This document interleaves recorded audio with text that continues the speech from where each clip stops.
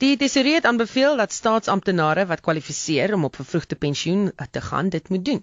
Dis deel van 'n poging om die al groter wordende salarisrekening van die regering in te perk. Salarisonderhandelinge vir staatsdiensamptenare vir aanstaande jare is steeds aan die gang en ons praat nou met Gerard Papenfoes van die werkgewersorganisasie NIASA. Goeiemôre Gerard. Hallo Susan. Wat dink jy van die voorstel? Ons is nie in die binnekring daar nie, ons weet nie alles wat daar aangaan nie, maar jy weet, amptenare wat vrywillig wil loop, doen dikwels dit omdat omstandighede vir hulle onaangenaam is. En in die proses is daar die kans dat jy van jou beste kwaliteit verloor. Ek dink nie dis noodwendig die antwoord op die probleem nie. Daar is 'n paar faktore wat hier inspel. Ek dink ons staatsdiens is totaal oorgewig.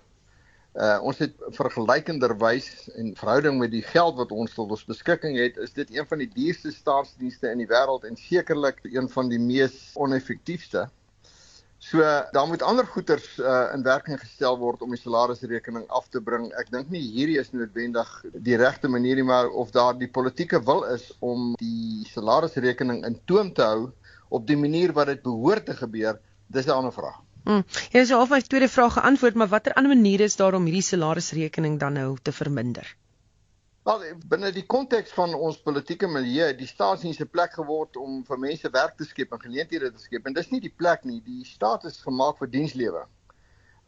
Dis nie 'n werkskepingsinstrument nie. En as diensleweraar het die staat nie, maar val die staat enorm.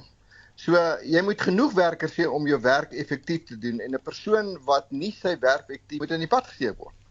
En die wat goed werk moet beloon word. Dit is hoe 'n besigheid bedryf word, maar hierso ons weet dat die staatsdiens en 'n mens daar's natuurlik uitsonderings uit die aard van die saak. Dis wonderlik om by 'n toonbank te kom en gehelp te word deur 'n persoon wat kan en dit vriendelik doen. Natuurlik is daar sulke mense.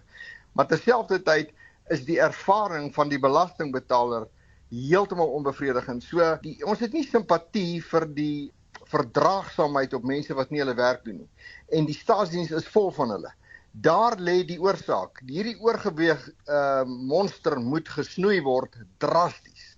Dis nie 'n plek om vir mense lewensmiddels te gee nie. Dit is 'n plek om diens te lewer. Dis waar jy moet begin sny. Die staatsdiens is lomp en oneffektief. Kan die ekonomie salarisverhogings in enige sektor bekostig op die stadium? Wel, jy weet, die vraag is, kan jy dit bekostig? Dis een vraag. Daar's verhoogde lewenskoste, dis aanvaar ons. Maar Suid-Afrika, as die tesourier 'n besigheid was, dan sou hy nie 'n verhoging gegee het nie, want hy kan dit nie bekostig nie. Gelukkig vir die staat, hy het die vermoë om deur middel van belastings geld te skep om hulle te betaal. Maar as hierdie 'n besigheid was, sou daar nie salarisverhoging gewees nie. Daar sou besnoeiings plaasvind. Dit sou in 'n besigheid, die plek sou bankrot gewees het as dit 'n besigheid was. Geen bank sou vir hom geld geleen het vir salarisverhogings nie. Dis die realiteit. So, maar nou werk ons met die staat wat uit 'n ander hoek kyk en dan sê ons, okay, duidelik gaan jy nie snoei nie en duidelik gaan jy niks gee nie, maar asseblief tog, hê dissipline om baie min te gee en baie min is seker maar inflasiekoers miskien plus iets. Die vraag is nou, gaan hulle daarby staan? Of gaan hulle maar toegee daaraan? Vir twee redes, is hulle bang vir 'n staking of is daar politieke druk? Het die regering die steun nodig van amptenare en dan gee hulle maar die ding. Dis die ding, maar die belastingbetaler betaal op die einde van die dag die rekening. En ek weet nie of daar meer veel spasie daarvoor is. Baie dankie, dit was Gerard Papenfoes van die werkgewersvereniging NIASA.